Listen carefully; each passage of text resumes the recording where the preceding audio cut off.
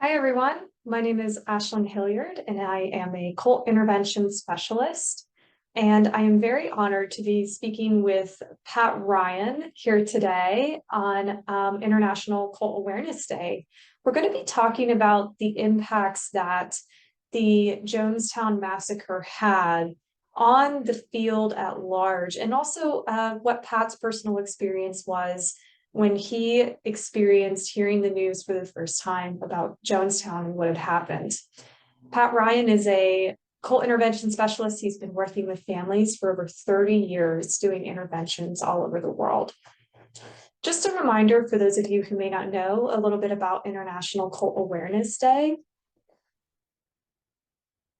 On November 18th, 45 years ago, over 900 individuals were victims of a mass murder-suicide who were members of the People Temple's cult.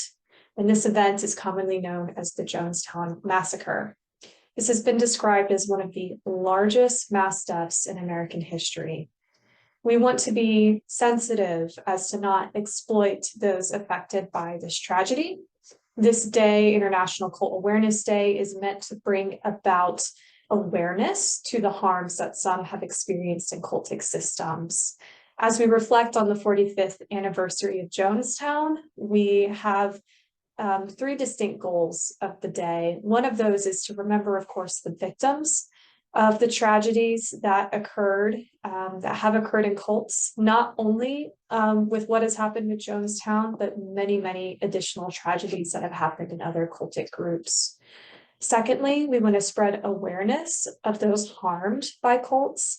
And lastly, provide resources for those who have been harmed while in these settings. For more information on Cult Awareness Day, please visit cultawarenessday.com.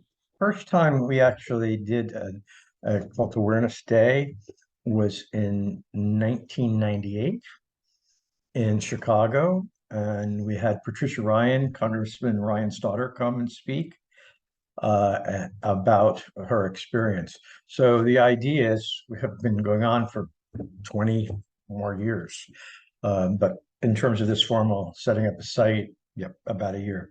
I'm curious to hear from your perspective as someone who was alive during that time. Where were you when Jonestown happened? Were you still in your group? Were you not in a group?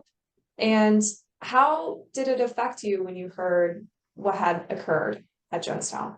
So I was in Iowa, in Fairfield, Iowa. I had just come off of a 3-month-long advanced TM course. And that 3-month course, I spent, I guess, including sleep, about 20 hours a day or more with my eyes closed, doing meditation processes of some form or another, sitting, listening to readings of Hindu texts, but our eyes were closed. And I had a buddy that was assigned to me. That we didn't go to the bathroom alone, watch TV, read newspapers, go home, write letters. Everywhere we went, our buddy went with us. We had to be in bed at 9:30, really by 10. It was very odd kind of time. You had to be in bed at 10. And so if you had to go to the bathroom at 1 minute of 10 and you didn't go and you were in bed at 10, then you were in trouble. But if you went to bed at 10, if you were in bed at 10 and you had at 10:01 had to go to the bathroom, then it was okay because the rule was you had to be in bed at 10 and you would be turned in. So it was like highly controlling, and then Jonestown happened. And when I saw this thing happen, that was the first day I missed a meditation. Because there was these stories that about your teacher, your guru, who was in the path I was from. The guru is basically an incarnation, or not an incarnation, that's not the correct word, but a representative of God on earth. The Sanskrit phrases Guru Brahma, Guru Vishnu, Guru Deva, Maheswara, which means Guru is Brahma, the creator, he's Vishnu, the maintainer, he's Shiva, the destroyer, he is God. And there would be stories written in the text about a disciple whose guru told them to jump off a cliff, and they followed the instructions, and the guru was there to catch them metaphorically on the other side. So the idea that one would commit suicide, the word suicide wouldn't be exactly the word I would have used at the time, but one would might give up their lives uh, for the purpose of spiritual growth or to gain enlightenment. Not that any of this was asked upon anyone in the group I was involved in, but those ideas, those concepts were there. So that was 1978.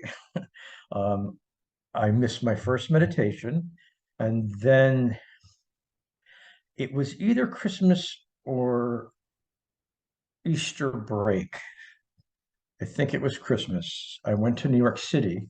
My sister lives on Long Island. I had read right after Jonestown, I was reading about cults. I was like sort of a little bit freaked out. And there was nothing in the library at Maharishi International University. So I went up to Iowa City to the University of Iowa Library to look at for material. And it just so happened at that time, there was a rehab center in Iowa for people who had been deprogrammed. It was in Iowa City. It was called Unbound. So I went to New York City during the break, and I'd read about the Unification Church and how people would go to their free lectures in their camp, and you know, they'd be indoctrinated. And that there were these things that happened to people in cults. There was not good diet, there was deprivation of sleep, there was all these different kinds of things. So I went and hung out in front of Madison Square Gardens where the Moonies were recruiting, and I went through their process 3 times. Wow. uh, uh, over about a year every time I go to New York City because I'm just trying to figure out, well, like, it's not clicking. What is this thing? They say in the books and what people are on TV, you go to this camp, you go through this indoctrination, and they have you. And it just didn't, it was annoying to me actually because they were playing some videos or there were films at the time and they were so loud. And I was coming from a meditation world where everything was quiet. And that just annoyed me. Um, but I just didn't see the things that were described in books or writings in at the Maharishi University. You talk about sleep deprivation, and we had to be in bed at 10 o'clock. We had to get at least 8 hours sleep. If you didn't, if you had to sleep late because you were tired, you slept late, even if you were late to class. So that wasn't real. We had great food. It was a great diet. It was gourmet, organic vegetarian food and meat for those who wanted it. So that didn't apply. So I was seeing here's this list of things, and it didn't fit. What I was missing was maybe a little bit broader picture that what some groups try to do is impair your critical thinking, make you suggestible. So you can do that with poor diet, no sleep, and other things along those lines. Or you can do that by increasing the amount of meditation someone does and putting them into a suggestible state. The result is the same. One becomes more suggestible and more pliable to the group's concepts and ideas. Um, so that was the first time I missed a meditation. And then it sort of sprung me onto this curiosity of what are cults? Um, and how do they work? Why? Yeah. So you not That's what. only like it gave you pause in your own group involvement, it also prompted you to go and continue doing research and um, figure out how individual groups go about recruiting, what thought Yeah. reform looks like, and how it applies differently. Thought reform techniques are not evenly applied across all groups. They're very individual. The conditions, like you mentioned, your group conditions were totally opposite of that in some of the Unification Fun. Church trainings and things. And that can be confusing when someone's in a group or when one particular picture is portrayed about cults. When I think about Jonestown and how, at least from what I've read, again, you've lived during this time, from what I've read, not that I'm trying to keep reminding you of this, but No. from what I've read, when Jonestown happened, that was during this period where newspapers, I mean, this was like front page headline stuff because it was just so horrific. And it really prompted a panic amongst families who had loved ones maybe involved in all kinds of different groups, even if it Yeah, wasn't yeah. as extreme as Jonestown, because Hmm. that was some of the biggest, I guess, sort of media coverage of cults at the time. And that was what people saw and assumed, oh my goodness, my child may end up like that because they're involved in XYZ group. And And it that spurred happened. this panic. Yeah. Yeah, that happened. There was a friend of mine who was a student at Maharishi International University, and her parents kidnapped her Wow. and programmed her. And she happened to be someone who was followed the purity of the teaching, as it was called. She was a virgin, and the programmers thought that in order for her to be deprogrammed, she needed to lose her virginity, and they provided that Oh, service for her. how So, awful. so How there awful. was earlier than 1978, there were Ted Patrick, and there were other people Yes. who were really, it sort of came out of the Children of God and a Divine Light Mission, a few groups Right. at that time parents were concerned about. But Jonestown, just like, everybody's looking around, Yeah. is this what happened to my kid? Uh, Right. and I think it spurred brought on the programming industry, so to speak. Yeah. And there were a lot of people who were very concerned about their loved ones. Yeah. Again, there was these lists of things that it happened in groups and they were not individualized. So No. myself going through the Mooney training camp 3 times, it didn't do Hmm. anything. It didn't So stick for you. it And didn't why stick. is it that it didn't stick for you, but it would stick for other people? That was sort Everybody of else. the So it was question. not, yeah, so it wasn't all powerful. I Hmm. just couldn't figure it out. And that was kind of confusing to me. And so that was in 1978, I graduated end of 79, 1980 so I had about another year in school, and Hmm. my mm, attachment, devotion, those commitment, that idealism was shaken, and I just could not get back inside myself to that experience of knowing it was all right. And I believed, but it wasn't Right. that it wasn't that the glee of love. It wasn't that I wanted to have that again, but there was this part of my mind was like rain. My critical Yeah. thinking was kicked in. I'm like, it's kind of not there. It was my last semester of school. I came to Philadelphia to be part of a TM community. And there was something in me that still began to have doubts is not the right word, giving my permission to myself to think about things that I shouldn't think about Hmm. in terms of the group's ideas. And I remember they had asked me, I was a good recruiter. They asked me to come give a talk about the university at the local TM center. And I said, I'd be glad to do that. But sort of spontaneously, I said, but I'm going to tell the truth. And they said, Mm. what do you mean? I said, well, I really want to tell what it's like, what it's really like, because when I went, I was 17 years old. I just wanted to be able to tell people, hey, here's what's up, because people were angry at me. Some of my friends who I recruited, they said, why don't you tell Hmm. these things? So it was a couple of years after that, in 1983, that my sister joined a cult. And Hmm. my parents, long story, we could talk about it one time. Uh, but the essence of it is my sister came to Philadelphia to meet a deprogrammer. My parents had hired someone actually to kidnap her and get her out of this group. And my dad thought that maybe I could talk with her. Thought that, this is crazy. This woman, my sister, is a crazy not Christian, and I am an outstanding Hindu saving the world. And so she ended up coming to Philadelphia, meeting this woman, and this woman who was a programmer, an exit counselor, she voluntarily talked to her for a few days, and as she was talking to my sister, I was seeing the parallels. It was Mm-hmm. starting to make sense, these broader principles. Uh, and then I started understanding, okay, there's a lot of similarities, and that's when I gave myself permission to really Mm-hmm. start asking hard questions. But I didn't leave. A few months later, I was on the largest course they'd ever had, 8,000 people flying together in Iowa. So I still had that. And people were saying, what I had been doing, people had seated years. I said, well, I think I'm going to be a programmer.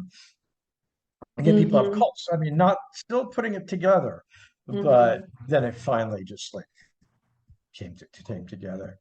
But that whole time from 1978 on, parents were afraid. They saw these rapid Sure. changes in personality. I think that groups were different in many cases. The way the way they were presented, the way people responded to them, um, and because the programming started happening, groups started keeping kids away from their families.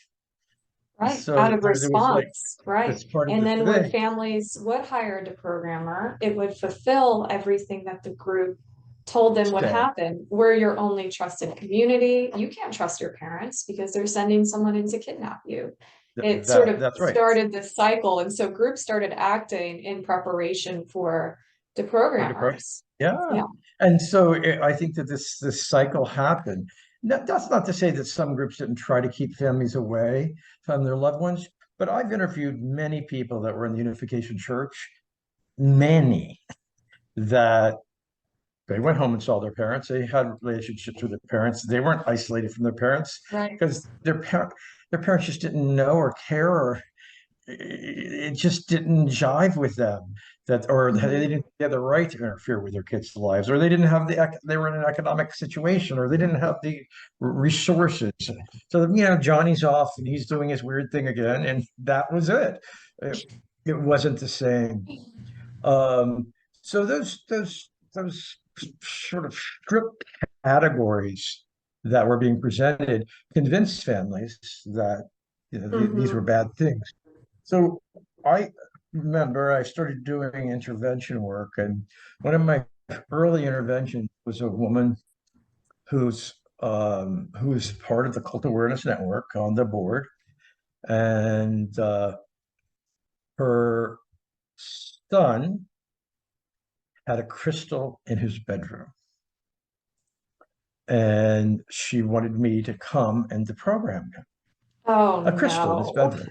Oh And no. so the funny part of it is at that time I owned an import company called the Crystal Connection. Yes, you We did. sold Yes, you did. Austrian crystal. These were glass, but we also Hmm. sold crystal.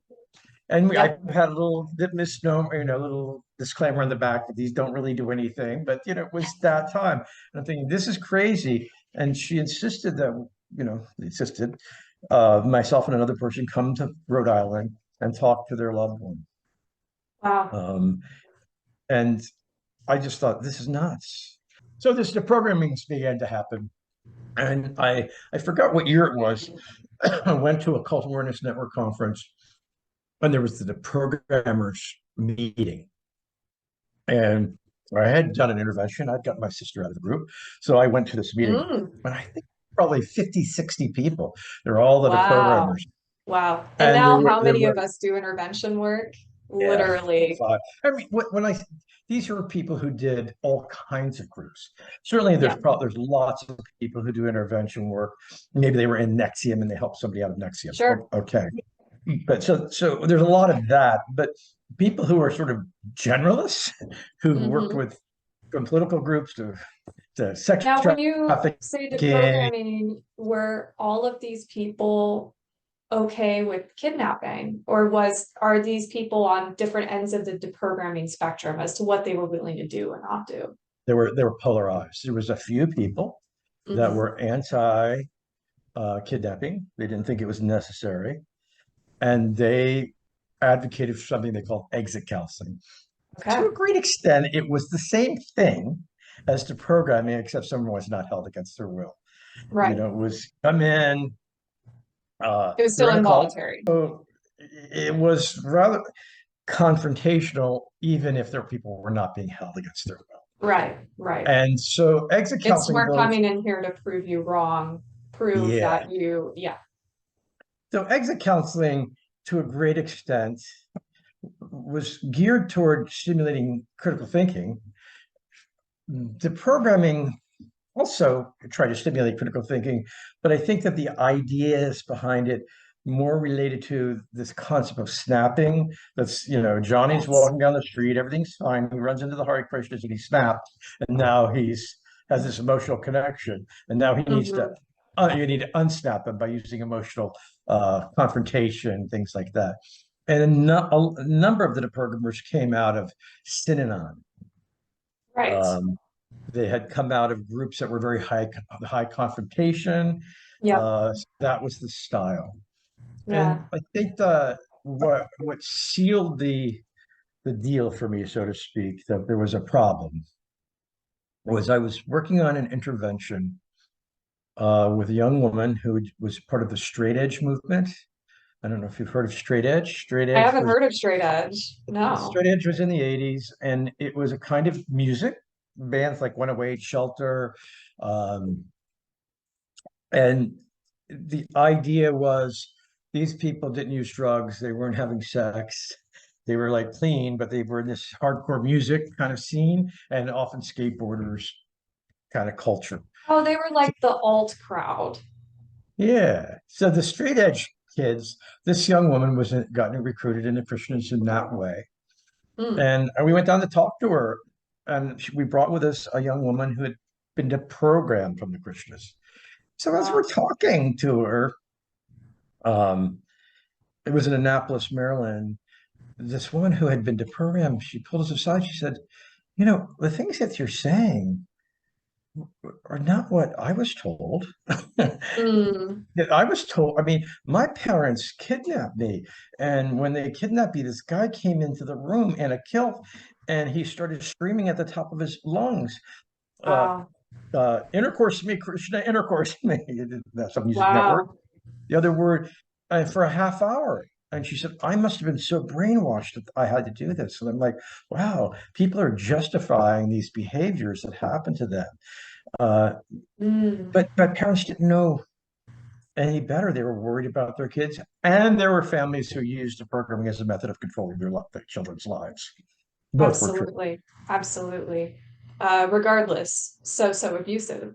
Yeah. And what intervention work looks like now is Just not, tell it. No. it's totally different now. Thankfully, because what It happened is. during the deprogramming era was just so unethical. And yet it has informed the field about, how to talk to people who are still in groups. Look, Um, it has changed. Well, certainly for people like myself, you. I mean, we don't do that type of behavior. This is a no, dialogue. This is trying to make people help people reconnect with their family. But there are people who still do these kinds of things of yes, confrontation.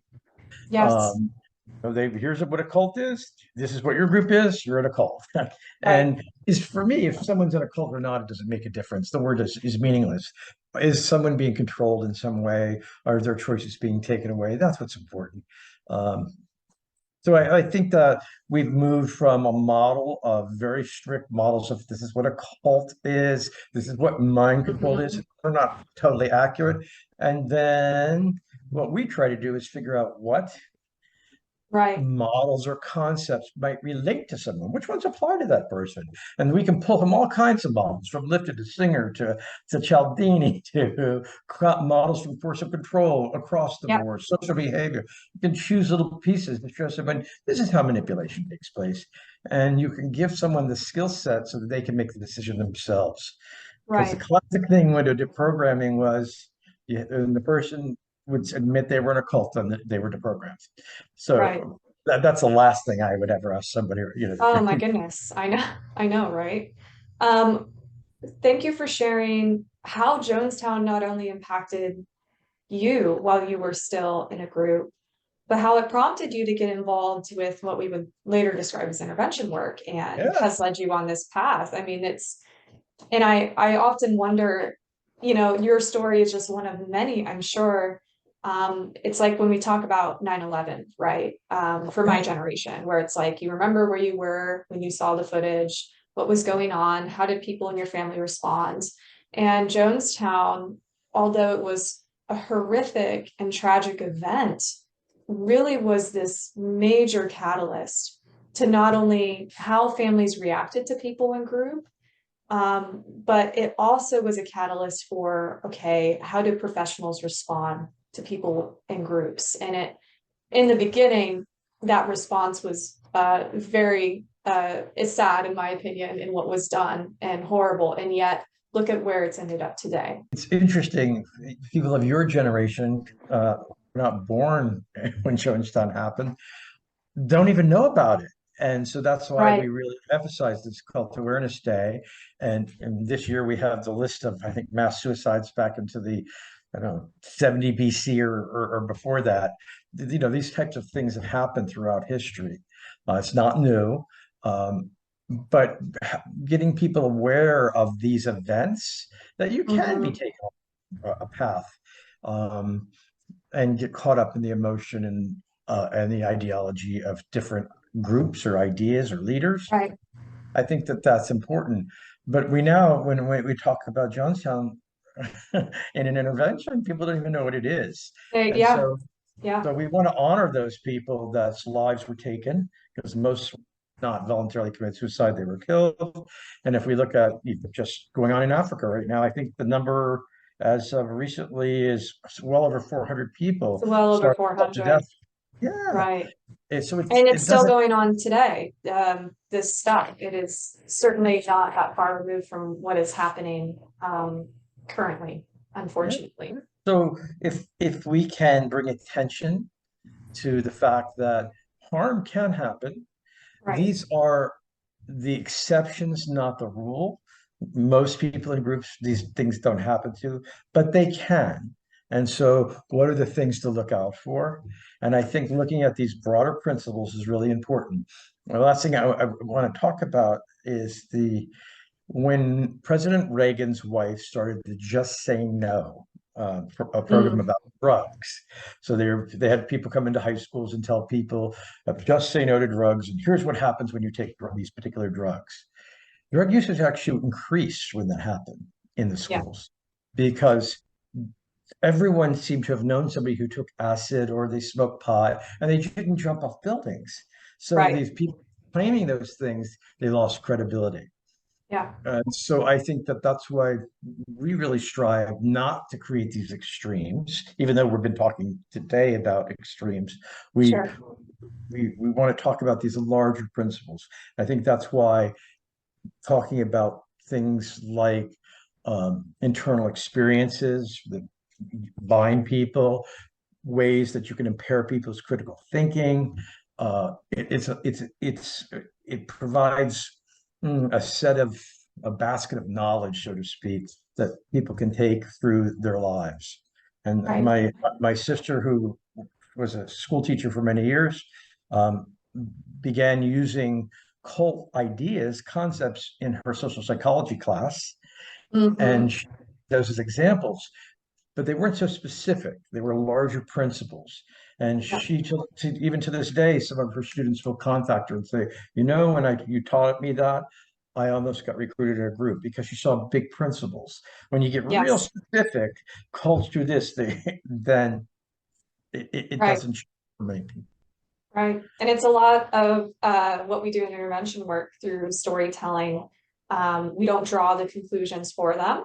Yep. We illustrate concepts through our own different experiences and lives and let them put the pieces together in a safe environment after some rapport building. So, But I think we should, it's important to acknowledge that there are groups that are very bad things to people.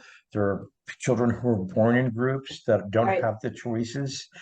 Uh, um, Abuse occurs. That does happen. So these are not one thing or another. They're not black and white. These are right, continuums across the board, and it's very important, in my viewpoint, and I think probably yours, not to impose one's experience on somebody else.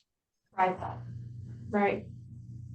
Well, thank you, Pat, and thank you for your time in Welcome, talking Ashley. about this. And I look forward to see where this day goes in the future as we have more Sure. conversations and how the field develops over time. So thank you.